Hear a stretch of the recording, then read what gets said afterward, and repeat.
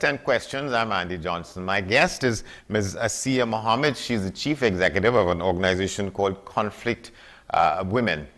The issue, the continued violence against women in Trinidad and Tobago. There was a story in the paper a couple of days ago highlighting the latest set of events. The headline is, "Women's groups are tired and frustrated and want accountability." To what extent Ms. Mohammed shares that and other matters having to do with this issue, we'll try and find out in the next half hour or so. Ms. Mohammed, thanks for coming on. Thanks for having me, Mr. Johnson. All right, so the headline, does it represent what your feeling is, that women's groups are tired and frustrated about the continued violence against women and you want accountability?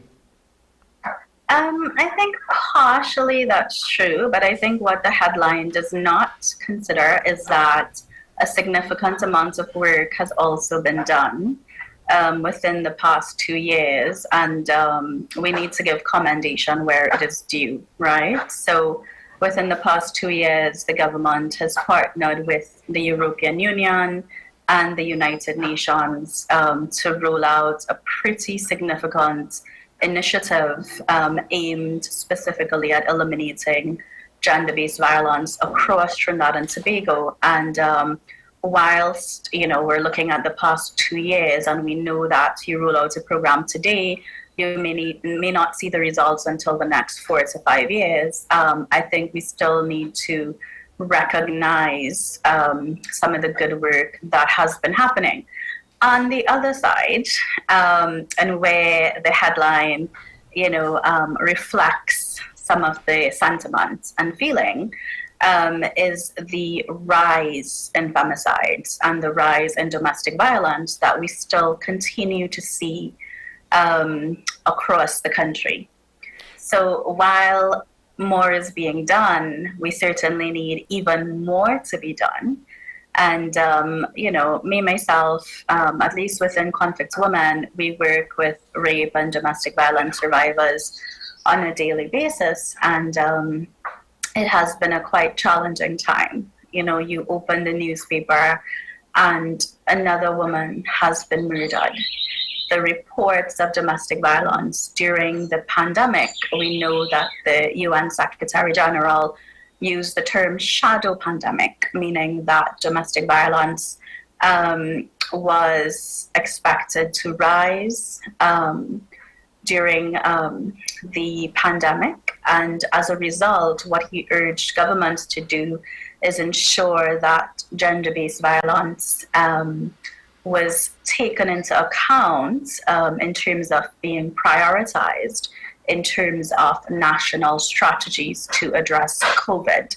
And whilst we are seeing improvements, so in terms of the statement that you've given, women's groups tired, frustrated, and want accountability, we have seen improvements. I do think we need to give commendation where it is due to the government and other stakeholders.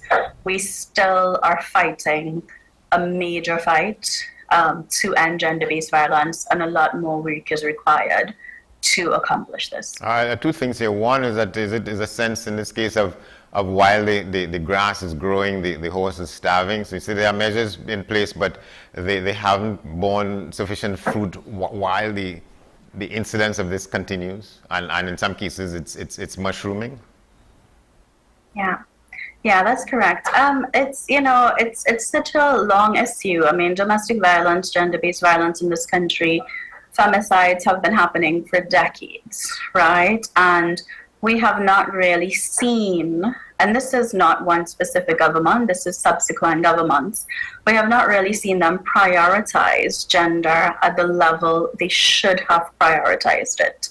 And so, when you start a program and it's 2 years old, and I know there would have been numerous programs before, but the thing is, in fighting gender-based violence, it needs to be, whatever your interventions are, whatever your solutions are, they need to be consistently implemented. It cannot start and, then end when donor funding ends. It has to continue.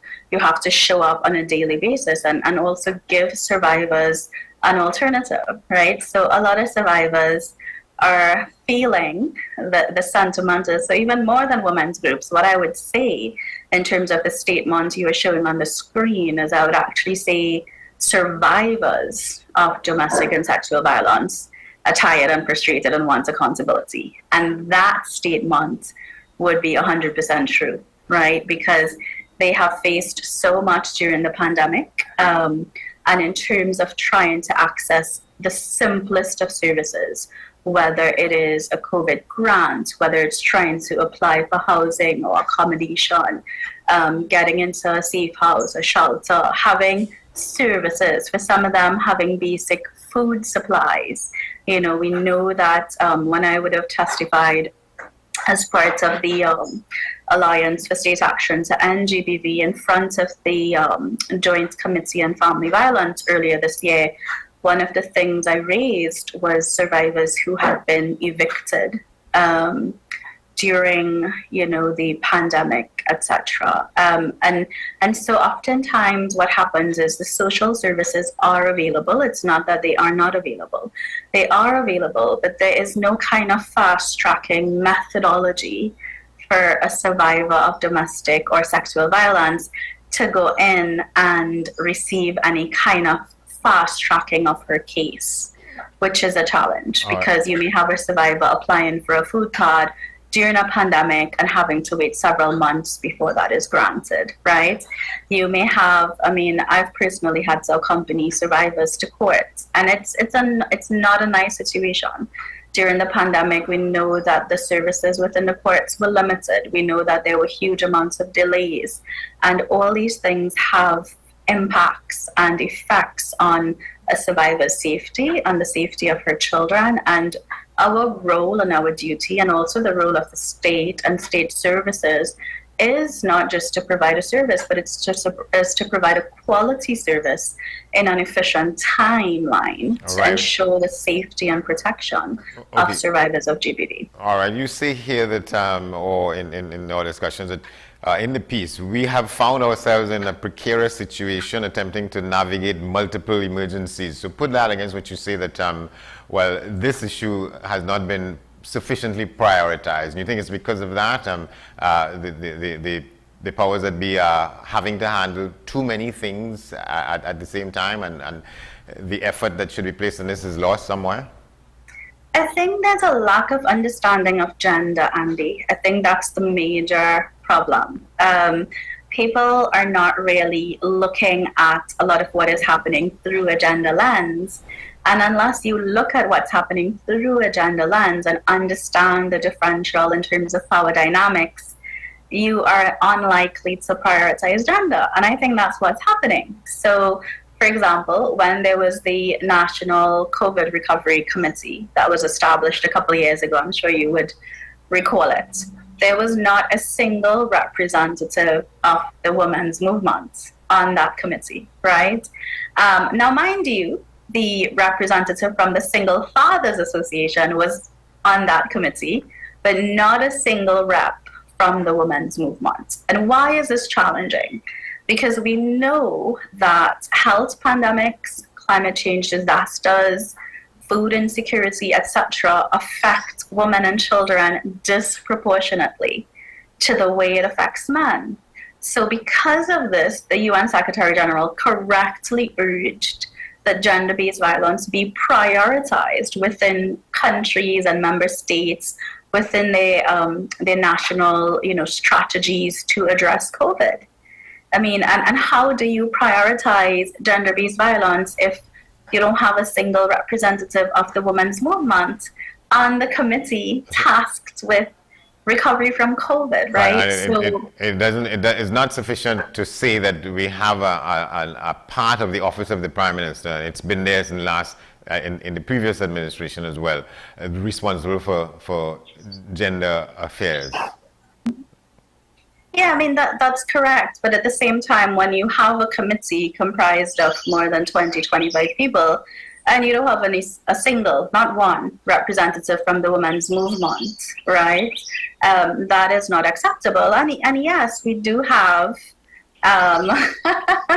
within the office of the Prime Minister, we do have a Gender and Child Affairs division, but previously we had an entire ministry devoted to gender and child affairs. Yes. Now you've replaced a ministry with a division, and it is not enough, because what we've seen, and even these are TTPS's statistics, it's not mine.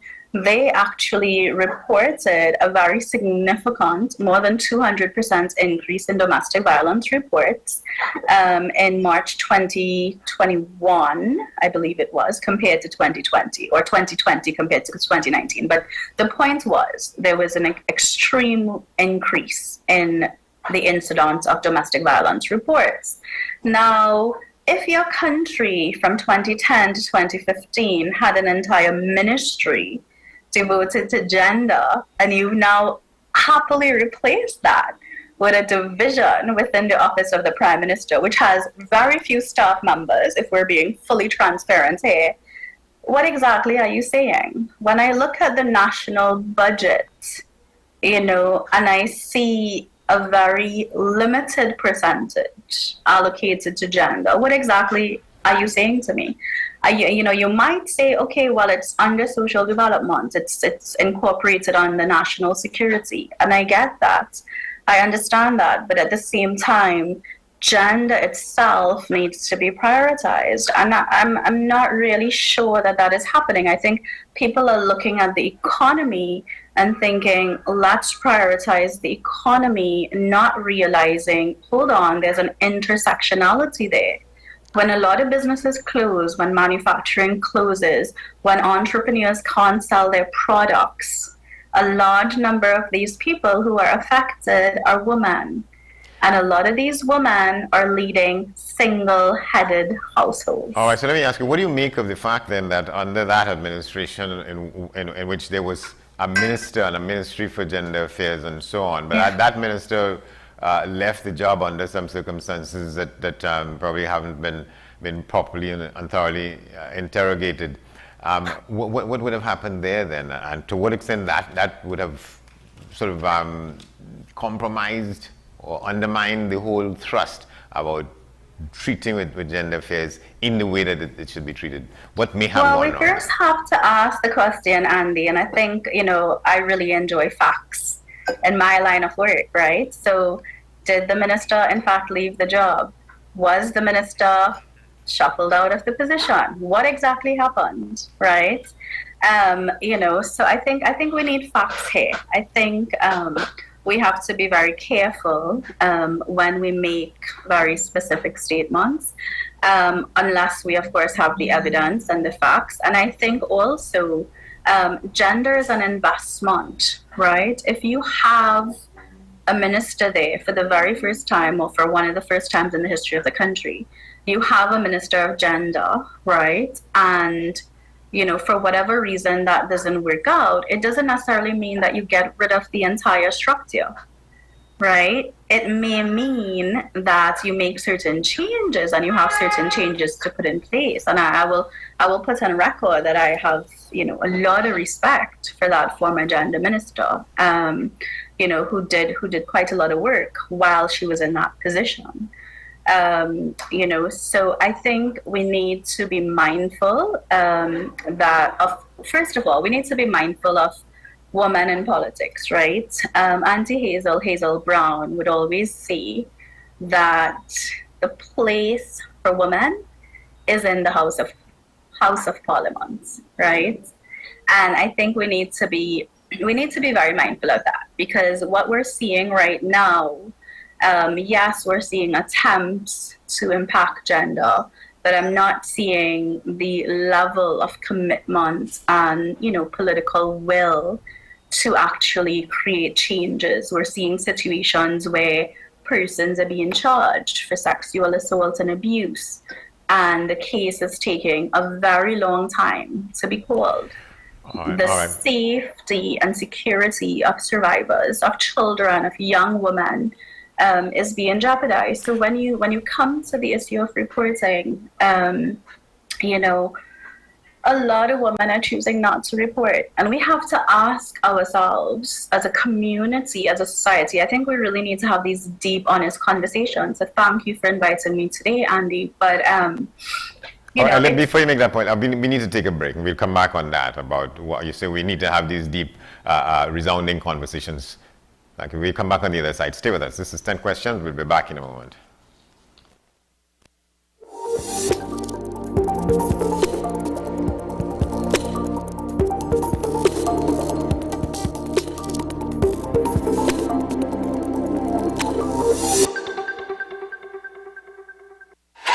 FanZone, your reliable, authentic supplier, has just gotten better. You can now visit our website www.fanzonett.com for your authentic wear and collectibles. The only place where you can use both your Visa debit and credit cards. Visit our website fanzonett.com to make your purchase today. With society plagued by a host of issues, with debates surrounding our urgent concerns falling short, with questions of our future not always being answered. The conversation continues. Join me, Kemuel Pascal, as the voice of the youth comes to life. We will confront the controversial topics of today's world to gain answers that are key for a better tomorrow. One and One with me, Kemuel Pascal, Wednesdays at 10 a.m. only on WESN Content Capital.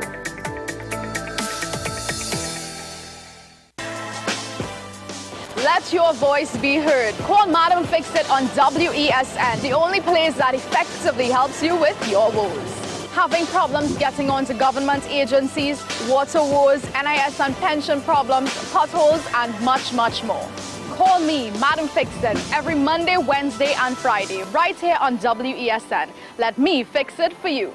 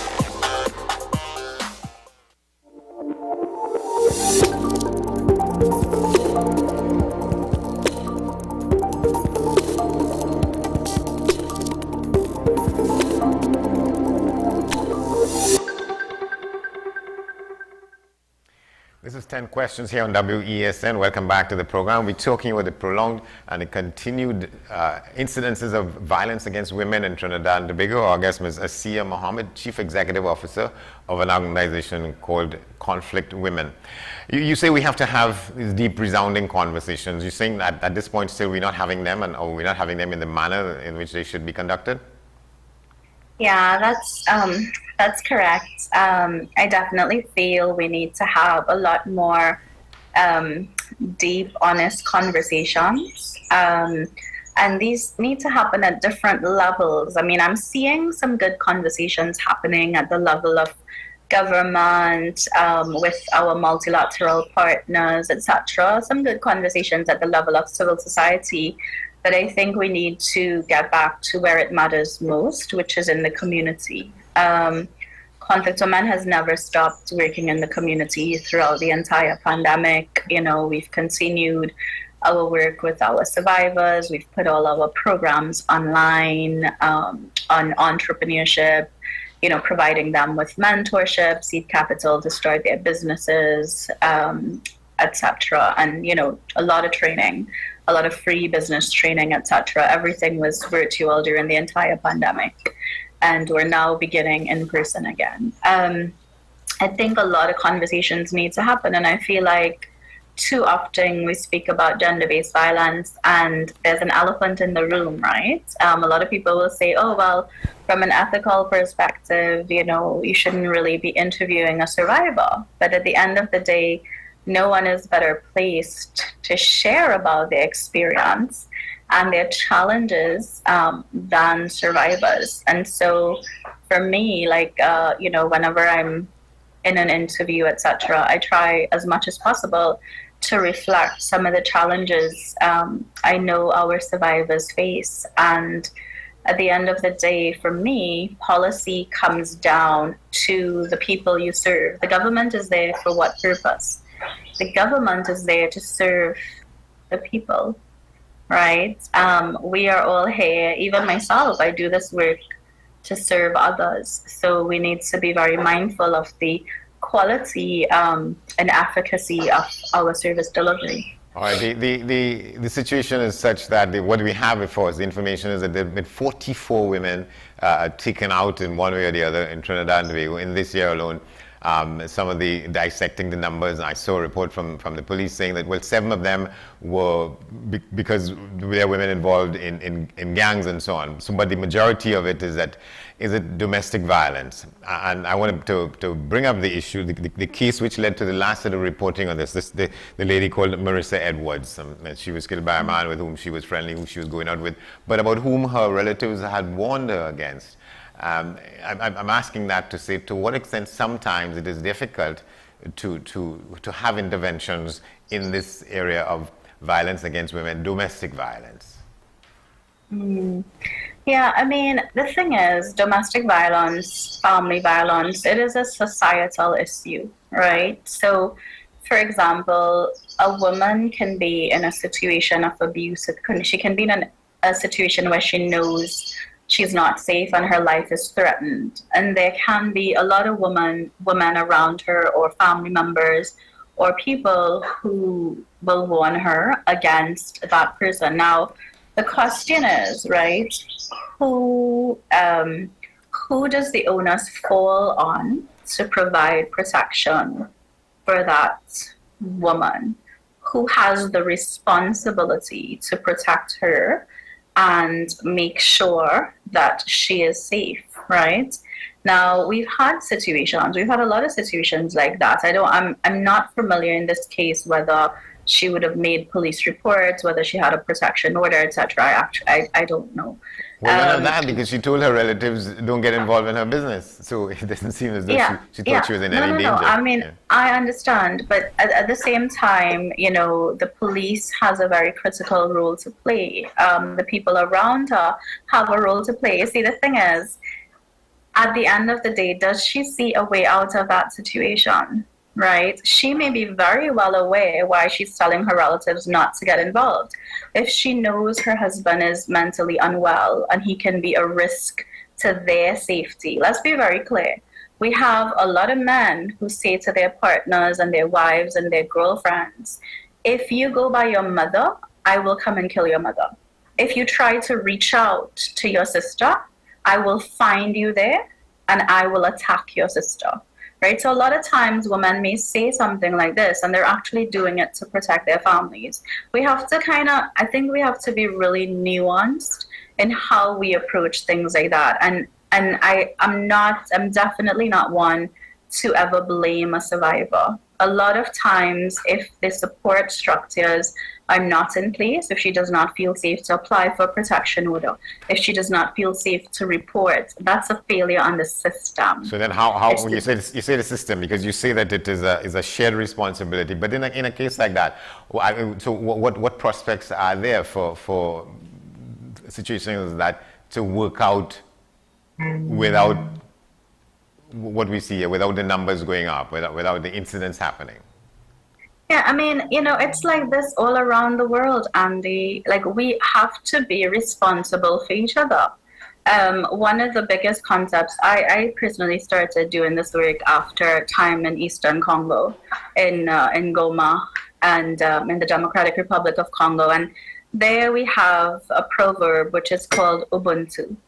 And what it means is, I am because you are, and you are because I am. Ubuntu, so if a survivor is saying to me as an activist, if I'm trying to help and a survivor is saying to me, I don't want to be helped, you leave me alone, stay out of my business. What you do is you find other ways to support them where they still feel they have that autonomy, and they feel, because at the end of the day, they are in that situation alone.